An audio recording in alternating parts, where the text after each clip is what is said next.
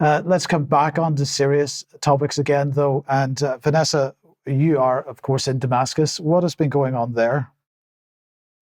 Yeah, well, on Saturday, we had a massive explosion in central Damascus at around 9:30 a.m. in the morning, targeting Mezzeh, which is, as I said, complete central Damascus, Western Villas, which is a high security area where you have UN offices, many embassies, including South Africa and Venezuela, where 5 IRGC officials, Iranian Republican Guard officials, were killed in an attack on Damascus. A 4-story building was completely destroyed. And if we can just run the next bit of video, we can see the immediate aftermath.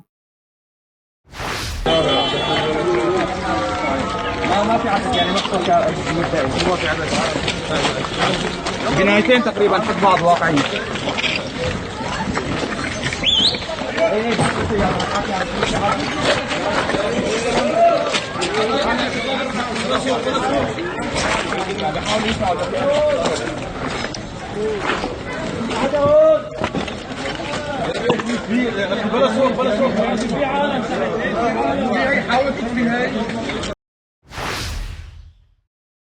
So, real devastation in the central of Damascus, which of course is a violation of any kind of international law, in direct response, I guess, to the Iranian retaliation for previous Israeli and US assassinations in Iraq and Israel.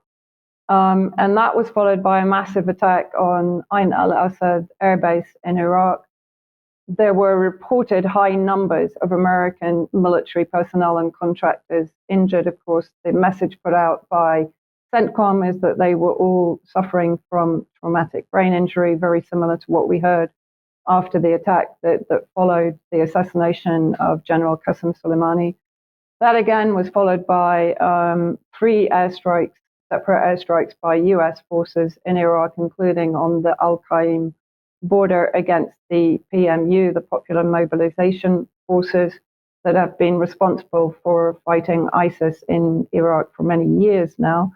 That again was followed by a statement from the Iraqi resistance, which is going to join Yemen in imposing a naval blockade against Israel. Where are they intending this blockade to be? This is quite interesting because in their statement, they announced that during the early hours of the 24th of January, the start of phase 2 of the Islamic resistance in Iraq's pro-Palestine operations, including enforcing a naval blockade on Israel in the Mediterranean Sea. So this is really going to start to escalate.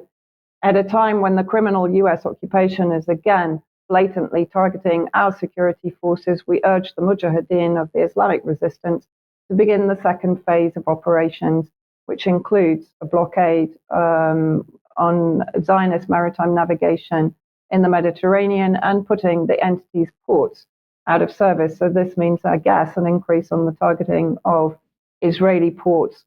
The Iraqi government has previously demanded that the US Army respect the country's sovereignty.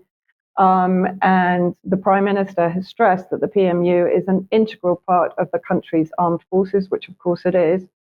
An umbrella group of armed factions that includes members of the PMU has conducted about 150 attacks on US bases in Iraq and Syria over the past several months since the 7th of October.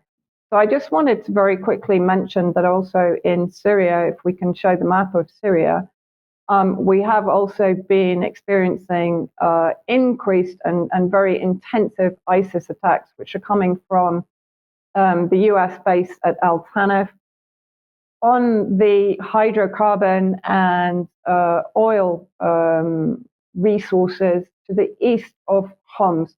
And this has been ongoing also since the 7th of October. We had a concerted attack, I think, last night, which is now being repelled by the Syrian Arab Army.